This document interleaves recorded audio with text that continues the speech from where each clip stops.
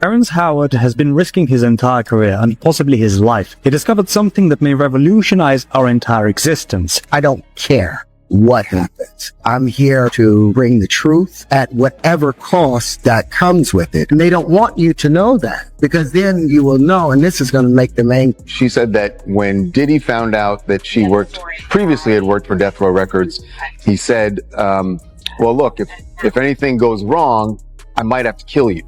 She was accused of stealing. So they give her this lie detector test.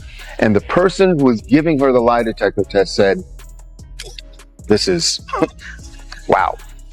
She says this is her testimony. The examiner said, if you fail, they're going to throw you into the East River. I spent a lifetime earning the right to speak with the conviction about these truths that I speak. So if you want to tear that down, have the decency to come and say it directly to my face and say it like it. When Terrence Howard exposed Diddy's darkest secrets, he didn't just risk his career, he risked his life. And what happened next will leave you questioning everything you thought you knew about Hollywood. Sean Diddy Combs' legal saga has entered another dramatic chapter, one that has the entertainment world watching closely.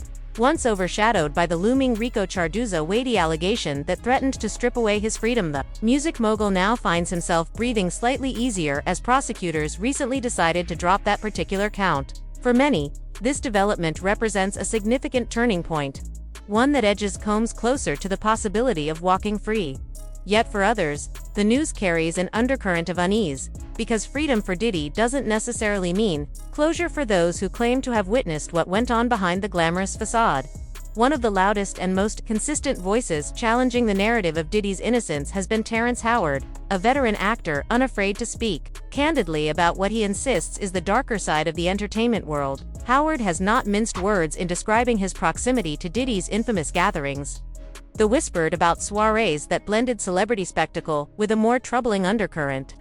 According to him, these were not just industry parties, they were spaces where power dynamics shifted, where reputations could be built or broken, and where not every guest walked away feeling unscathed. From encounters that left attendees stunned to the surprising roster of A-list figures drifting in and out of the scene, Howard's recollections suggest that the public only ever saw a carefully curated version of events, while the reality was far more complex and far less innocent. But Howard's decision to speak publicly has not come without a cost.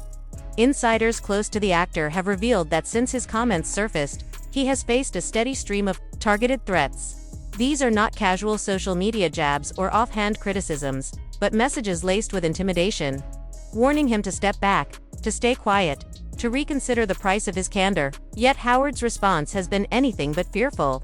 He has met the threats with an unshaken resolve, challenging those behind the warnings to reveal themselves rather than hiding in anonymity. If you have something to say it directly, has been the underlying message in his defiant stance. By refusing to cower, Howard has transformed the narrative. Instead of being the one under scrutiny, he has turned the spotlight back onto those trying to muzzle him. What makes Howard's position remarkable is the balance he strikes between boldness and honesty. This is not a man lashing out for attention, nor someone exploiting a headline for personal gain. Rather, his words carry the weight of someone who has carefully measured the risks but chosen to prioritize truth over safety. In an industry where silence is often rewarded, where careers can flourish by turning a blind eye, and where speaking out can close doors, Howard's willingness to draw a line in the sand is almost radical. He seems to embody the belief that integrity is non-negotiable, even when it comes at personal cost, and the stakes are not theoretical. For years, Hollywood has thrived on its ability to blur lines between reality and image, between rumor and fact. Diddy, a mogul whose career spans decades, represents both the heights of success and the shadows of excess. His parties were legendary, not just for their extravagance, but for the speculation surrounding what really went on once the cameras stopped flashing. Howard's hints at the true nature of these events strike at something many in the industry would rather leave unsaid: that behind the glitz, there exists a system that thrives on secrecy, a culture where silence is currency and complicity is survival. By choosing not to remain silent, Howard has disrupted that system, even if only slightly. His testimony, spoken not in a courtroom but in interviews and candid reflections, suggests that what the public perceives is merely the surface. For every dazzling guest list and sparkling champagne toast, there may be untold stories of manipulation, exploitation, and the subtle erosion of self. Howard's account is not simply about Diddy, it is about the broader culture of power that allows figures like him to operate unchecked. What makes his perspective even more critical is the ripple effect it creates. When someone of Howard's stature speaks, others listen. His words carry legitimacy not only because of his fame but because of his lived experience within the industry. In exposing himself to threats and ridicule, he sets a precedent reminding younger artists, aspiring talents, and even fellow veterans that truth can still cut through the noise. And in doing so, he underscores a painful but necessary point: that silence has already cost too many people too much. This brings us back to Diddy's current legal battle. While the dropping of RICO charges may suggest a weakening case, Howard's warnings remind us that legality and morality do not always align. A courtroom can only judge what is provable, but the stories whispered in back rooms, the testimonies given under threat, and the courage of those willing to speak openly, provide another kind of record, one written in human experience, rather than legal documents. It is in this space that Howard's defiance resonates most deeply. As the trial continues, one truth has already emerged. Speaking out against power requires extraordinary courage, and whether Diddy ultimately walks free or not, Howard's stance has already shifted the conversation. He has peeled back a layer of the carefully constructed facade, hinting that behind every extravagant night, every star-studded guest list, lies a story the public was never meant to see. It is a reminder that sometimes, the boldest act in Hollywood isn't a performance, it's the refusal to stay silent. If you take my words, my image, my ideas, and twist them to feed your fear and inflate your ego, if you profit off of my name while calling me a liar, then be prepared to stand behind your accusations. Because in the old world, men didn't hide behind anything. When they spoke against someone, they had to speak it with their whole being. And if you're going to speak against me, then use the same courage that it took for me to say those truths. Man to man, eye to eye, integrity and in truth. I've spent a lifetime earning the right to speak with the conviction about these truths that I speak. So if you want to tear that down, have the decency to come and say it directly to my face and say it like a man. If you're going to talk about the geometry, have other geometries to argue against it. If you're going to talk about the supersymmetry, speak of other supersymmetries that would work against it. If you're going to talk about the white papers, provide your own white paper as an argument to argue against the equations or the conclusions. But we're going to do this respectfully, otherwise we'll end in a duel. And I mean a duel, real life duel, where only one person walks away. We can meet with guns, bottles, knives, or books and equations. But we're going to do this like men. So, get ready. The controversy ignited when Terrence Howard openly challenged Diddy over the long-whispered tales of his extravagant, no-limits parties that have echoed through Hollywood for years. Howard revealed that he was once extended an invitation to one of these elite gatherings, but he refused without hesitation. For him, no amount of fame, access, or influence was worth sacrificing his principles. In a revealing interview, Howard spoke passionately about his devotion to integrity, self-respect, and what it truly means to stand firm as a man in an industry where silence and compromise often buy success. He stressed that his moral code and sense of identity are immovable boundaries he will never trade away. By drawing that line, Howard has shown that authenticity and conviction can carry just as much weight as any red carpet spotlight or high-profile connection in Hollywood. Did you ever have the opportunity where you got invited and you said no to it? Hell yeah. What was the consequences when you said no? Puffy invited me for weeks, asking me to come and teach him how to, he wanted me to be his acting coach for a while. Go there and he's sitting around just looking. I'm like, okay, what's the material you want to work on? He's just looking at me. Then next thing you know, okay, hey, will you help me? I want to hear your music. So I come over there and I play the music, and he's sitting there just looking at me, like waiting. Okay. So then my assistant was like, he wants to hang out with you next week. And I was like, for what? He's like, I think he's trying. That's what my assistant said. I was like, oh, okay. Now I get it. So now no more communication. Now you know to be hands off with somebody. A number of producers come in to make the approach, and you threaten to punch them in the mouth, or threaten to knock their head off for talking to you like, or looking at you like you're a woman. You know, when you approach a real man about his masculinity, you're going to get a real reaction back. It's a difference when a guy walks in a room and when a man walks into a room. And a man don't take the same things that a guy will accept. So always be the man in the room. And that's always been my whole thing, and have lost businesses because I don't bend over in that way.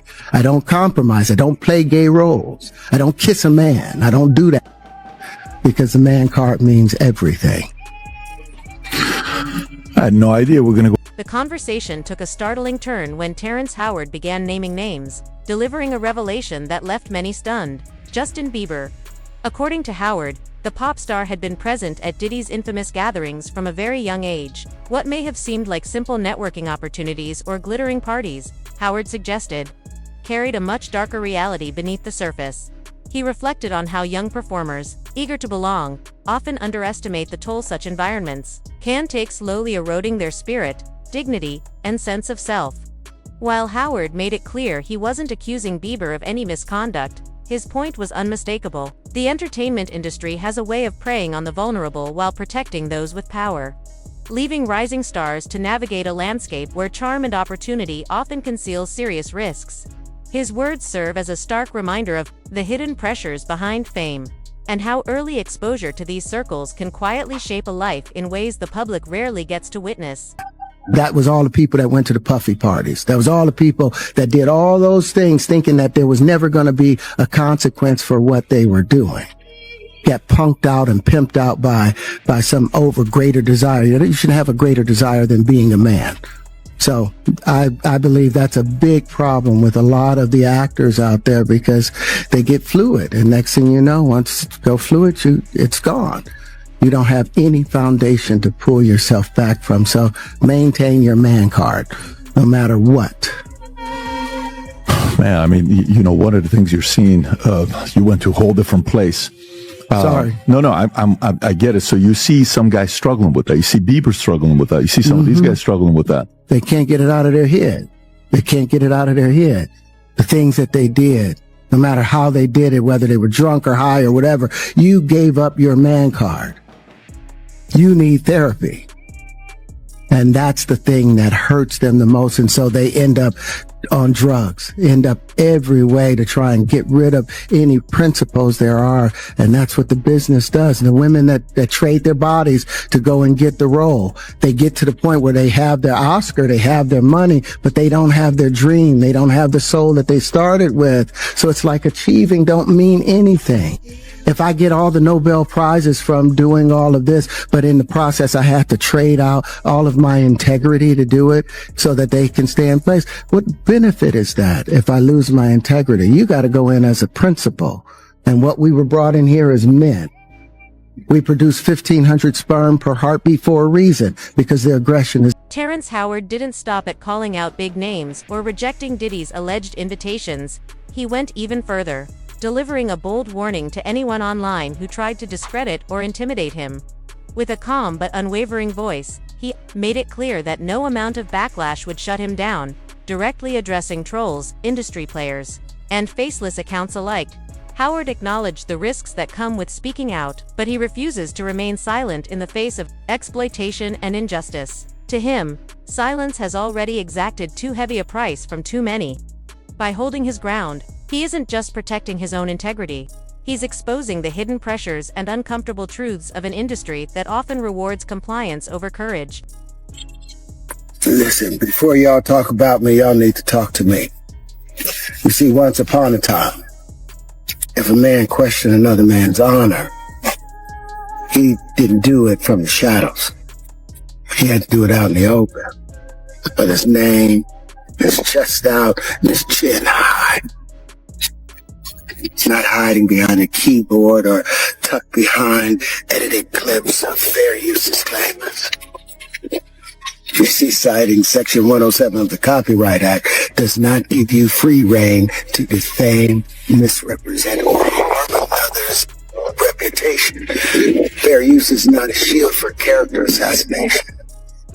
The tension surrounding Diddy's alleged threats against Terrence Howard escalated when shocking testimony emerged from his former assistant, Caprian Clark, during a trial that has set the industry abuzz. Clark testified that Diddy once threatened her life plainly, without exaggeration or metaphor, leaving her deeply shaken and genuinely afraid. Having worked in his inner circle, she described an atmosphere built on fear, control, and unwritten rules that demanded absolute obedience. Her words echoed Howard's earlier warnings, underscoring just how dangerous it can be for anyone bold enough to break their silence. Clark's account makes clear that challenging figures of immense power in Hollywood carries extraordinary risk, and that speaking the truth often demands a level of courage few are willing to summon. The moment of the day was certainly Capricorn talking about her time working at Bad Boy Records. And from the get-go, from Jump Street, this seemed like a really sketchy organization. At least that's the way she made it seem, like this was a sketchy and dangerous organization to be working for. And what we're going to get into here is racketeering. What she testified about really starts to bring home the racketeering charges, because we've talked about this last week. I know Harvey has been very, very skeptical of whether or not the prosecution had enough evidence to make the racketeering charge stick. I don't think he thinks that anymore after what Capricorn said today. We talked a lot about it on TMZ Live. And the reason is, she says the day she was hired, that Diddy threatened her life. And that's because he found out that she used to work for Death Row Records. Remember, this is back in the early 2000s, 2004. And Bad Boy Records versus Death Row Records, East versus West. This is a huge thing. So she said that when Diddy found out that she previously had worked for Death Row Records, he said, well, look, if anything goes wrong, I might have to kill you. Now, obviously you go like, well, wait, was he joking? Was that sort of a joking thing? And she said no, she took it very seriously. So right from the get-go, this is going to be a very dangerous role for her, right? Because everything she does is under a microscope.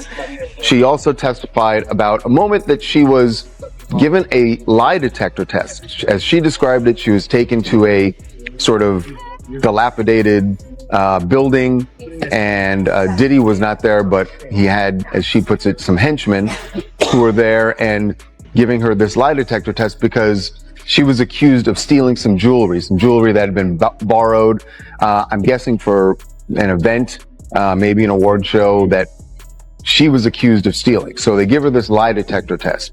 And the person who was giving her the lie detector test said, this is, wow. She says this is her testimony. The examiner said, if you fail, they're going to throw you into the East River. So that immediately draws a picture, a mafiosa picture, really, right? That's the thing you always see in TV shows and movies is like, all right, we're going to put some cement shoes on you, throw you in the East River. People in New York get that reference, and she says that's what was told to her by this examiner. You may look at this and go like, okay, why are you still working with this company, right? If you're getting these threats, why are you working with this company? Well, for one thing, Bad Boy Records at that time was a company you would want to work with if you're in the music industry, and that was Capricorn's trade, working in the music industry. So that's why she wants to be there. Also, you gotta imagine that Diddy has already from day one told you he's skeptical of anything you do. He thinks you might be a double agent or something. And so if you just decide you're gonna up and quit, obviously you're going to raise eyebrows and you're going to raise attention from Diddy, who may be wondering what you did, why you have to quit. So I get why she stayed. And again, she had, big positions with this company. So the personal threats beyond that, I want to say the personal threats really paint a picture of, and Harvey kept saying this last week, I don't see classic racketeering. I don't see the kind of racketeering evidence that you see in... The allegations surrounding Sean Diddy Combs have grown even darker, with accusations of kidnapping now adding to the already heavy list of charges against him. Reports suggest he used his wealth and influence to lure individuals into situations they couldn't escape, assigning them, keeping them under tight control, and then pressuring them into silence. These claims, when placed alongside the threats toward Terrence Howard and Caprian Clark, paint a disturbing picture of an environment where fear and secrecy protected power. The case has now reached its third week in a New York courtroom, with the prosecution pressing forward on racketeering charges. Caprian Clark, who worked for Combs from 2004 until 2020, delivered particularly damning testimony. She alleged that in 2011, Combs kidnapped her, taking her to rapper Kid Cudi's home, an account that matched details from Cudi's own testimony. Cudi described finding unwrapped gifts scattered around his house, his dog locked in the bathroom, and other signs of a break-in, which he believed pointed directly back to Combs. Adding to the tension, Cudi testified that his Porsche 911 had been firebombed, a possible act of arson the prosecution linked to the larger racketeering case. Yet Diddy's defense team pushed back hard, urging the judge to dismiss parts of the testimony. They argued that no forensic evidence or video surveillance tied Combs to the break-in or the Molotov cocktail attack, hoping to weaken the arson argument that could strengthen the conspiracy case. Clark's testimony didn't stop there. She recounted chilling experiences of being forced to take lie detector tests, allegedly held against her will, until the results satisfied Combs. She described suffering physical abuse, enduring threats not only against herself but also against rap rivals like Suge Knight and 50 Cent. Another former assistant, George Kaplan, backed up her account, describing a hostile workplace marked by volatility and rage. For jurors, these stories built a harrowing portrait of intimidation and violence, though the defense continued to chip away at credibility, sowing doubt wherever possible. Beyond the courtroom, attention has also turned to the lingering feud between Combs and 50 Cent. For years, 50 has been one of Diddy's most outspoken critics, often dismissed by some as stirring up typical industry rivalry. But his warnings now take on new weight in light of the trial. He's openly mocked Diddy's rumored parties, questioned his business dealings, and hinted at deeper truths about Hollywood's underbelly. One incident, in particular, stands out. Years ago, Diddy invited 50 Cent on what seemed like a casual shopping trip. To outsiders, it may have appeared harmless, even friendly, but 50 later admitted that something about the encounter felt off. The tone, the energy, and the way it was presented struck him as unsettling. That single moment left him cautious, planting seeds of doubt about Diddy's true intentions. It also shaped his wariness ever since, adding yet another layer to a rivalry that has stretched over a decade. Now, as Diddy's trial continues to unfold, the world watches with a mixture of fascination and unease. Each passing day in court adds another layer to an already tangled story, with testimony after testimony building a complex picture that is equal parts shocking and revealing. On one side, the prosecution presents its witnesses with precision, stacking accounts of intimidation, manipulation, and violence into what they hope will become an undeniable pattern of behavior. On the other side, the defense works relentlessly to poke holes in the narrative, casting doubt on credibility, highlighting inconsistencies, and reminding jurors that in a system built on evidence, not suspicion, every claim must withstand rigorous scrutiny. What emerges from this back and forth is a trial that feels larger than one man's fate. Yes, the charges against Sean Diddy Combs carry life-changing consequences for him personally, but the ripple effect extends far beyond his future.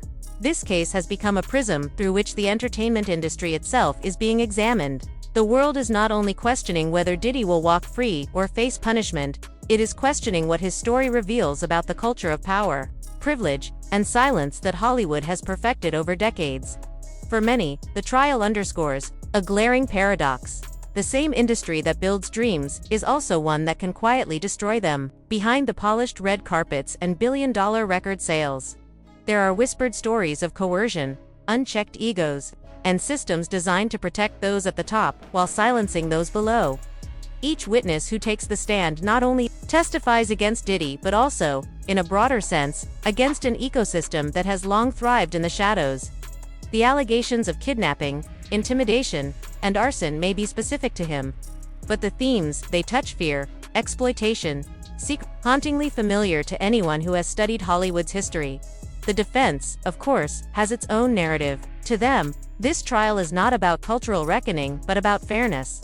They argue that reputations can be twisted, that memory is fragile, and that resentment can easily morph into accusation. Their strategy is not just about dismantling the prosecution's case but about planting seeds of doubt in the minds of jurors, reminding them that even the most dramatic testimony must be backed by evidence that meets the burden of proof. In doing so, they present Diddy not as an untouchable mogul, but as a man fighting for his freedom against a system, eager to make him an example. The tension between these narratives is what keeps audiences riveted. To the public, the trial feels like a window into the cost of truth-telling. Those who dare to speak risk retaliation, whether through threats, discrediting campaigns, or the sheer weight of public skepticism. The act of naming names, of describing what happened behind closed doors becomes as dangerous as the secrets themselves. And yet, without such courage, those secrets remain intact, woven into the very fabric of an industry that thrives on its ability to sell illusion. In many ways, this trial is less about what happens in the courtroom than about what it symbolizes. Outside of it, it represents a moment of reckoning for a generation raised on celebrity worship, forced now to confront the possibility that the icons they admired may have built their empires on foundations of fear and silence. It challenges fans, journalists, and industry insiders alike to question how far they are willing to look beneath the surface, and whether the pursuit of truth is worth the discomfort it inevitably brings. As the proceedings move forward, the outcome remains uncertain. Will the jury see a pattern of abuse too strong to ignore, or will the defense succeed in dismantling the accusations piece by piece? Either way, one thing has become clear: this is more than a trial. It is a test of how much truth Hollywood is willing to face, and how much power can still protect those who wield it. The world is watching, not just to see what happens to Diddy, but to measure the strength of a system that has long allowed glamour to hide shadows and to ask whether speaking out can finally pierce the silence.